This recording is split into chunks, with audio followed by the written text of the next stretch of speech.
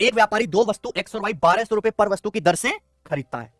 तो एक आदमी ने दो वस्तु खरीदे एक्स और वाई सेम कॉस्ट प्राइस पर, दोनों पे समान मार्क प्राइस लगा, बिल्कुल लैंग्वेज सेम रहेगी, कोई फर्क नहीं लैंग्वेज में, पढ़ते ही दिमाग में आ जाना चाहिए यार ये तो वो सवाल है जो सर ने कराया था। एक्स पे 80% 44% की दो छूट देकर बेचता है, कितना प्रॉफिट होता है? एक्स पे 172 रुपए। पूछा वाई पे 88% की सिंगल छूट देगा तो वाई पे लाभ क्या होगा? मुझे कॉस्ट प्राइस पता है, अगर मैं ये पता लगा लूं कि वाई को 88% डिस्काउंट देने पर कितने रुपए में बेचा जाएगा तो क्वेश्चन खत्म। ये पकड़ना है कि नहीं? आप बताओ, एक्स और वाई दोनों सेम ही वस्तुओं को, अलग तो है नहीं। एक्स और वाई को 1200 रुपए पर वस्तु की दर से खरीदा जाता है, एक्स पे कितना प्रॉफिट होता है? 172।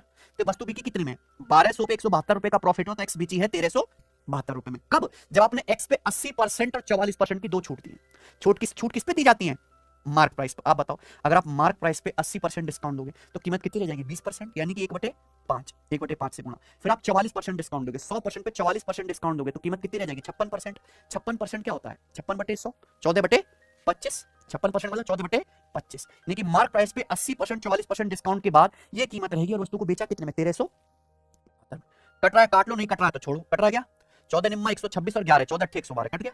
14 निम्मा 126 और 11, 14 तो वस्तु का मार्क प्राइस आ गया। पहले बच्चों पूरी गुणा भी करने की जरूरत नहीं, इतना ही छाड़ दो। 25 पंजे 125 गुणा 98, ये मार्क प्राइस आ गया वस्तु एक्स का। ये वस्तु वाई का भी मार्क प्राइस होगा, दोनों का मार्क प्राइस क्या है? सेम। आपसे पूछा अगर वाई पे 88% छूट दी जाए तो प्रॉफिट क्या होगा? वस्तु वाई का सीपी कितना है? 1200।